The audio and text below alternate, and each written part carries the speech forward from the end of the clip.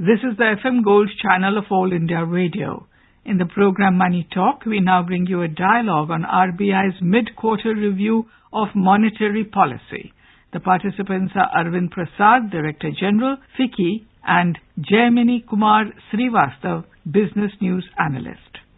Dr. Arvind Prasad, with much expectations, there was an announcement of RBI's mid-quarter monetary policy review by its new Chief Governor Raghuram Rajan. The announcement has surprised many because perhaps there was an expectation in the economic circles that given the expectations of the industry and the sluggishness in the industrial circles, there may be lowering down of interest rate, but he has raised the interest rates to ward off rising inflation while scaling back some emergency measures which have been put in place to support the rupee, which was also a point of concern. It has been continuously, though there has been some recovery as far as rupee is concerned vis-a-vis dollar, but by and large it still remains on the weaker side.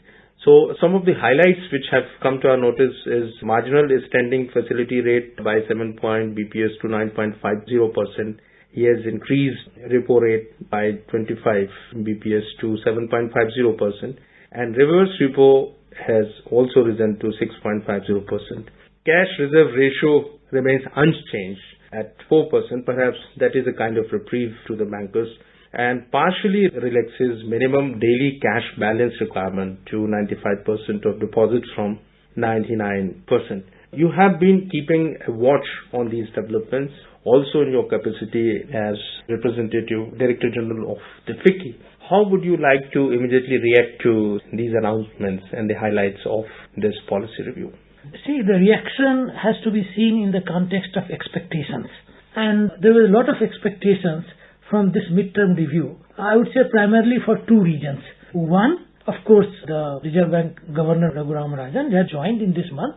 The previous governor was not reducing the interest rate, and he always insisted that as a Reserve Bank governor, his primary responsibility is to maintain the inflation and the growth. If there is a government has to take many actions like reduce the fiscal deficit, reduce the current account deficit, rather than expecting the entire burden on Reserve Bank of India for the developmental efforts. But then he came as a new governor and he has international exposure, was working as economic advisor in the ministry. So people thought that he will align with the government of India thinking and reduce the interest rate to give the boost to the economy or growth. So that was one expectation. Second expectation was that the emergency measure which was announced in July in terms of enhancing the marginal standing facilities by 250 basis points, in enhancing the daily cash reserve ratio requirement from 70% to 99%. All these were taken in the context of rupee depreciating very fast. You know that it went up to 68, 69, almost 69 rupees per dollar, and there was apprehension that rupee will collapse or some such thing. So emergency measures were taken. Now, just before this monetary policy announcement, two developments took place which brought down the exchange rate. One, there was a threat of war in Syria, and the Syria war had an implication of oil import on India, and therefore in expectation that the oil will be disrupted, India has huge dependence on import, and therefore Indian rupees started falling down. Second was that in US, the Reserve Bank or their federal bank had announced that they would taper quantitative easing. Essentially it means the supply of dollar in the market will reduce what they increase every year. So there was a lot of withdrawal of foreign investment from India, and both these two things led to reduction of rupee versus dollar. Before this monetary policy, both the things had eased. The federal bank announced that they are not going to taper the quantitative easing, so that threat has gone. And this Syria thing was also resolved more as diplomatically and not having a war. So that brought down the rupee. In this context, there was a lot of expectation from the new governor that he will focus on reducing the interest rate, increasing the money supply, so that the current crisis in country is that of growth. The growth rate is going down, industry is not coming up, there are supply problems, auto industry sale is not happening, you have a glut in home industry. So in that context, this announcement came against the expectations. Particularly, people never thought that he will raise the repo rate. Many expected that he will reduce the interest rate, Many said that he will not reduce the interest rate because things are not conducive at this stage. But nobody has the expectation that he will enhance the repo rate and thereby enhance the interest rate. So in that sense, I would definitely feel that it was somewhat against the expectations. But given by the facts and the submissions of Governor Raghuram Rajan, who addressed a press conference also, their statement, the confidence which he communicated after announcing these measures, would you agree with them? You see, what his predecessors was also saying all the time, that the inflation is very high and therefore the RBI's primary role is to control inflation. And to an extent this is correct, that RBI has the mandate and in fact Act requires that they have to focus on inflation. But there is a limited thing that money supply or interest rate can control the inflation.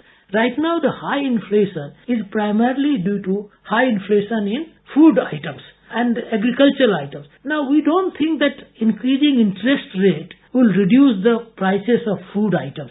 For food items it is required to attain the supply side of things. You have to have a supply chain arrangement, you have to have cold storage, you have to have the processing industry so that a lot of wastage is avoided. And I don't think the interest rate will be the issue on food supply. To that extent, I personally believe that he could have, at least if he has not given any relaxation on the interest rate, he should not have enhanced the interest rate, because enhancing the interest rate will have the direct impact on several consumer industries, for example, auto industries. Particularly, this was the period when Diwali is coming, all the festivals are coming. With high rate of interest, people will postpone their decision of buying new cars. Housing sector also. Housing is another area. But housing means 200 other industries. If housing industry flourishes, the cement industry, iron industries, the furniture, wood, electrical equipment, we have identified there are 200 industries which are dependent on the housing industry. So to that extent, we feel that he could have been little bold on this, and given the focus on growth, when the growth takes place,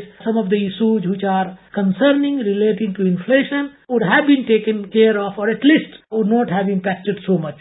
So at this stage in the industry, we are little surprised by his enhancing the repo rate, we must admit that. But you mentioned about the change in the scenario vis-a-vis announcement of Federal Reserve and the strengthening of rupee vis-a-vis dollar to some extent. Yes. Did you expect that status quo should have been maintained for a while, or maybe till next announcement of mid-quarter policy review? And in the meanwhile, little bit lowering of rates could have happened, so that there could have been double advantage. A, that rupee would have strengthened, pressure on oil import would have reduced, and with the lowering of interest rates, some impetus could have been provided to the industries, which are of course on upswing for like automobile sector and housing sector, which is again, as you said, is giving growth prospects to many other dependent industries. So was this kind of a thinking going on in the industrial circles that perhaps maybe not now, next quarter? You see that we had that expectation that the interest will be lower, but as you saw that it has got enhanced. See, what is happening that Reserve Bank has certain instruments in their hand on which they play around. One is that interest rate itself. Second is cash reserve ratio, essentially meaning how much money supply is in the market. But he hasn't touched that. Is it not a good news? No, he hasn't enhanced that. He has marginally touched on it, like marginal standing facilities has reduced by 75 basis point. The daily cash reserve ratio requirement, which was 99% of the CRR, he has brought in 95%, which was enhanced from 75 to 99. So there is marginal tweaking in just to give some sentiment. I don't think it is substantial. But repo rate is the key point. But you see, what happens in the economy, there are other things which affect the expectations, both the RBI governor when he announces the policies, and also in the industry and other sectors, like fiscal deficit. That is the crux of it. Also some stage of current account deficit. Because you see, at this stage, if there is a huge gap in current account deficit, then rupee will come under pressure. Whatever is the decision of US Federal Reserve, after all, India has to manage its own economy. It cannot depend on the decisions of US, and of course, we are impacted by the global decisions. But ultimately, we as a nation have to manage our own affairs. So there are expectations. So on the economy, you have to manage current account deficits. So there are issues around that. What are the major imports? You have oil industry. You have gold. You have even coal. So what is happening that oil industry, we don't have proven results. But nevertheless, we need to give incentive or impetus to exploration and production of oil within the country. Unfortunately, we are too much dependent on import. Of course, exploration and production will not bring oil tomorrow or in a year. It takes 5 years, 10 years. But you have to give that impetus. As you mentioned in coal, we have one of the largest coal and we have started almost importing 20% of the coal. So there are other issues, and obviously if we become dependent on the import all the time, and we import so much of a gold, we also import edible oil. Huge quantity of edible oil is imported. And the major import in defense, you see, we need to promote our own defense industries, not just for reducing the cost of import, but ultimately, strategically, a nation cannot be secure if you are depending on all your wherewithal, war material on import from other countries. So these are the things we need to focus on a long-term basis to reduce current account deficit. Precisely what you are trying to say is that it's not just the monetary policy controlled by the Reserve Bank, that things can be brought under control. Vis-a-vis inflation, it has got to do a lot with the fiscal policy of the government also, and both have to operate in tandem. There have been discussions to this effect, not in recent past, since quite long. To what extent the steps taken by the Reserve Bank can really and effectively contain inflation?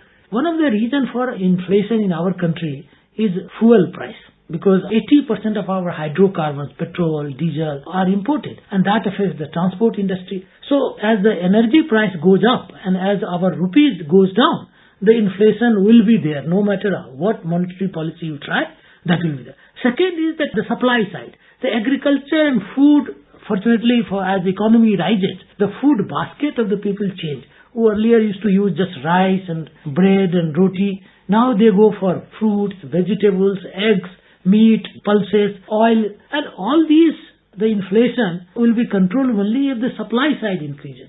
So there is a need to focus on the production, processing, storage, and supply chain. Because as urbanization increases, we need storage, distribution in the market. Earlier, 80% people used to live in villages. They used to depend on agriculture. So there was a lot of transaction taking place. As the urbanization increases and people are less and less dependent on agriculture, do other activities, all these facilities has to increase to reduce the cost on food. The fuel cost has to be addressed very seriously. Along with the monetary policy, the impact of inflation will be seen. Dr. Arvind, one of the important aspects related to economy, and that has also been pointed out by the RBI chief, is about the implementation of developmental projects wherein you have foreign investment, and that's not taking shape as it was expected to be taken up, because there are so many issues, environmental concerns, clearances, states involved, displacement of people, with the result that the kind of expectations were there, those projects have not taken off. Perhaps that is an area where some kind of measure needs to be taken up to expedite those things, perhaps, so that our forex reserves are improved and investment is there. That is also not happening. You are right that both for giving a positive impetus to foreign direct investment and also to enhance the domestic industry and also the banking industry, because if large projects which were started and are not completed, then the financial position of bank becomes very bad. So Government of India has taken measures like Cabinet Committee on Investment, which regularly monitors large projects and tries to give clearances. But there is a need to generate a system for easy clearances so that there is no project delay happening, so that projects are implemented on time and the money of the banks and investors becomes productive at the earliest stage. Thank you very much.